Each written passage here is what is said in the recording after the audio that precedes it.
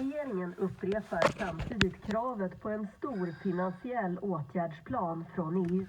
Ну что ж, ladies and gents, только что мы слышали по шведскому радио, нам сообщили о том, что на данный момент в Испании есть старики, старые люди, пожилые люди, кого бросили, то есть их военные находят брошенными посреди дома престарелых. То есть приходят военные осматривать брошенный дом престарелых и находят там людей пожилых, которые умерли, то есть находят трупы.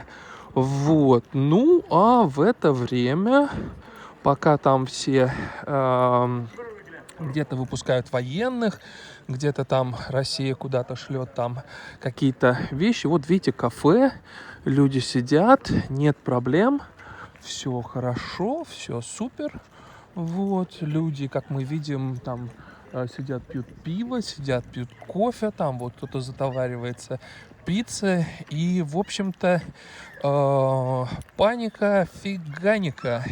Как бы это сказать, Мальмё с большой, так сказать, вышки на все эти коронавирусы и карантины, и на все прочее, на все это очень, так сказать, мягко говоря, непоколебим. Это как бы Мальмё не колебет и не колышет. В общем-то, как и Швеция. Хотя, конечно, масса информации идет о том, что как бы там это все опасно, там старые люди, они где-то там умирают там и так далее, о том, что это может таким быть. Ну, кто знает.